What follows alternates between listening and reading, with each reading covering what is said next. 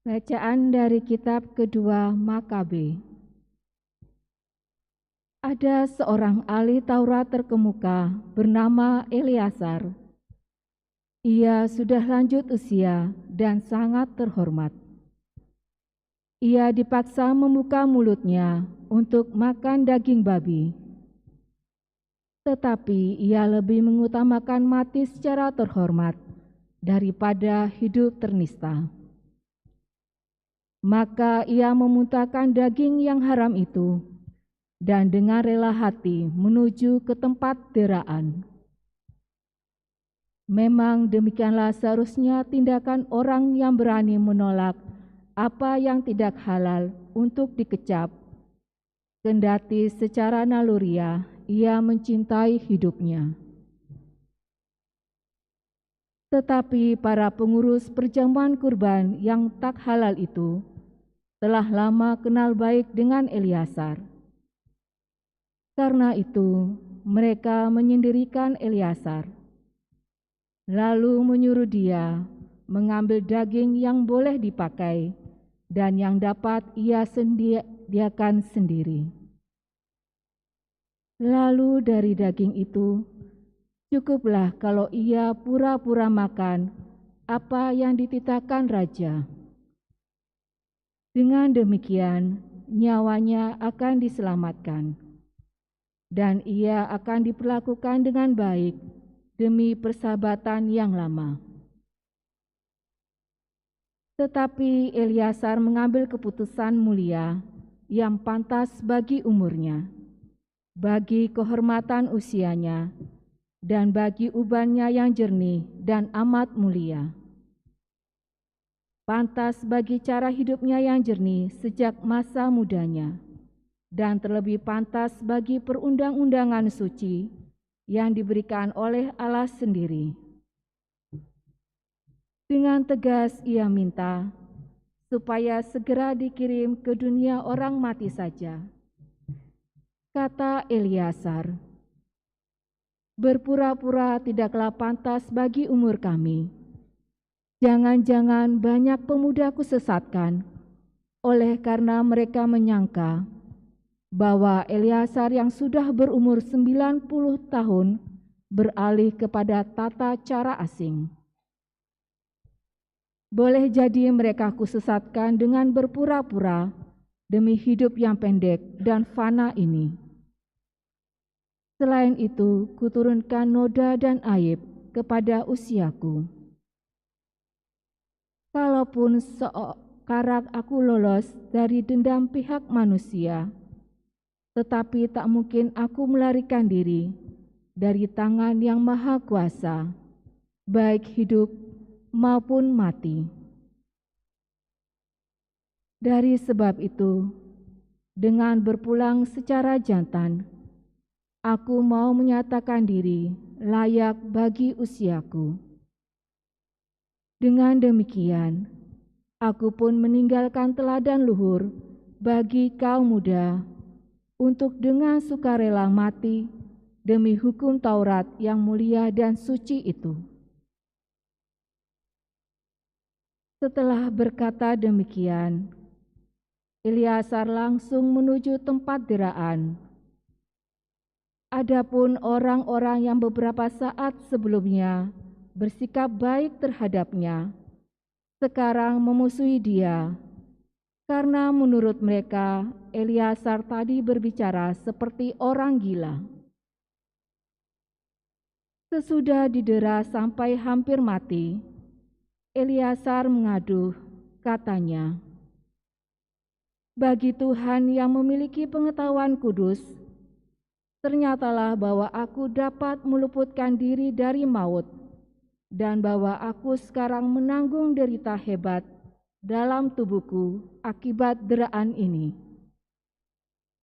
Tetapi dalam jiwa aku menderitanya semuanya itu dengan senang hati, karena aku takut akan Tuhan. Demikian Eleazar berpulang dan meninggalkan kematiannya sebagai teladan keluhuran budi dan sebagai peringatan kebajikan. tidak hanya bagi kaum muda, tetapi juga bagi kebanyakan orang dari bangsanya. Demikianlah sabda Tuhan. Syukur kepada Allah. Tuhanlah yang menopang aku. Tuhanlah yang menopang aku. Ya Tuhan, betapa banyak lawanku, betapa banyak orang yang bangkit menyerang Kau. Banyak orang berkata tentang aku, baginya tidak ada pertolongan dari Allah. Tuhanlah yang menopang aku. Tetapi Tuhan, Engkaulah perisai yang melindungi aku. Engkaulah kemuliaanku, Engkaulah yang mengangkat kepalaku. Dengan nyaring aku berseru kepada Tuhan, dan Ia menjawab aku dari gunung-Nya yang kudus. Tuhanlah yang menopang aku. Maka aku dapat membaringkan diri dan tertidur, dan kemudian bangun lagi sebab Tuhan menopangku. Aku tidak takut kepada puluhan ribu orang yang mengepung aku dari segala penjuru. Tuhanlah yang menopang aku.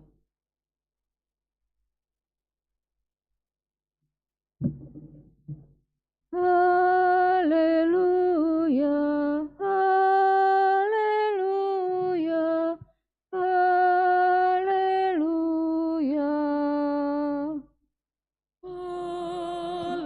Haleluya,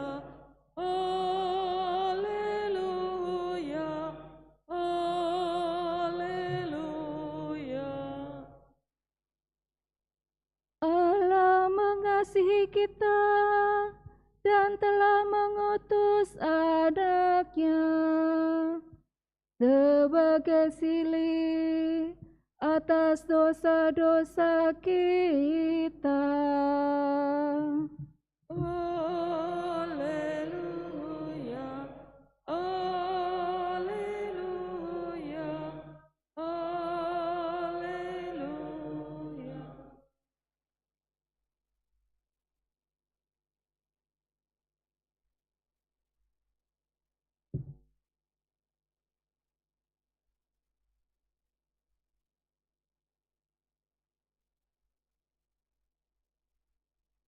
Tuhan bersamamu. Dan bersama rohmu. Inilah Injil suci menurut Lukas. Dimuliakanlah Tuhan.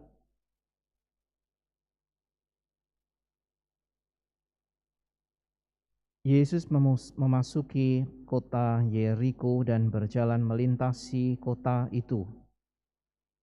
Di situ ada seorang kepala pemungut cukai yang amat kaya bernama Sakeus. Ia berusaha melihat orang apakah Yesus itu, tetapi tidak berhasil karena orang banyak dan ia berbadan pendek. Maka berlarilah ia mendahului orang banyak, lalu memanjat pohon ara untuk melihat Yesus yang akan lewat di situ. Ketika Yesus sampai ke tempat itu, ia melihat ke atas dan berkata, "Sakeus, segeralah turun. Hari ini aku mau menumpang di rumahmu." Sakeus segera turun dan menerima Yesus dengan sukacita. Tetapi semua orang yang melihat hal itu bersungut-sungut, katanya, "Ia menumpang di rumah orang berdosa."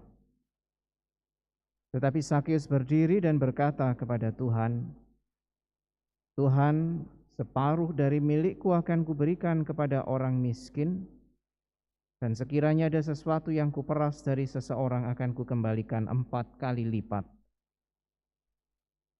Kata Yesus kepadanya, "Hari ini terjadilah keselamatan atas rumah ini, karena orang ini pun anak Abraham. Anak manusia memang datang untuk mencari dan menyelamatkan yang hilang." Demikianlah sabda Tuhan. Terpujilah Kristus.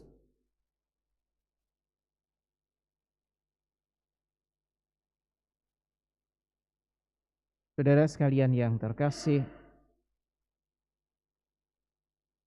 pertobatan bisa jadi dimulai dari keingintahuan.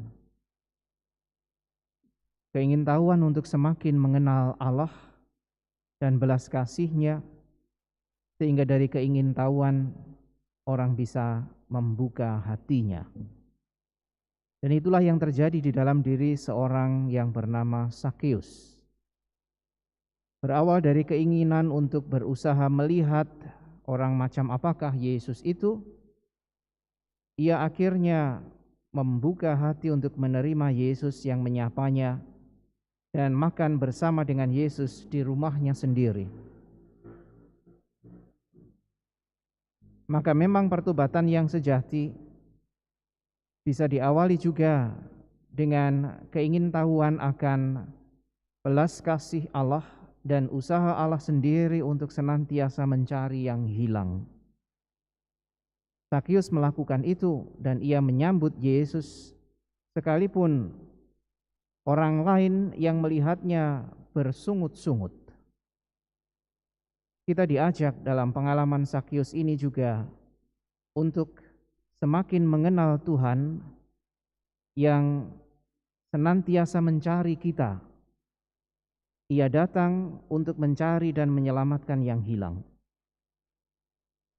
Dari keinginan tahu seperti ini, kita diajak juga untuk semakin dalam membuka hati kita agar kasih Allah yang mencari ini akhirnya menemukan tempatnya, yaitu hati kita. Dengan keterbukaan hati, kita akan diubah oleh Allah menjadi pribadi-pribadi baru, karena sungguh rahmat-Nya menjadikan kita ciptaan yang baru. Bukan hanya Sakeus tadi yang mengalami sukacita, tetapi bahkan keselamatan itu terjadi bagi seisi rumahnya.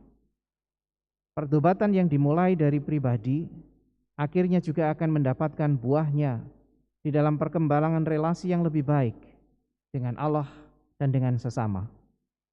Semoga saudara sekalian yang terkasih, keinginan tahunan kita akan belas kasih Allah tidak hanya berhenti dari usaha-usaha formalitas untuk misalnya memenuhi kewajiban kita sebagai warga gereja untuk bertobat.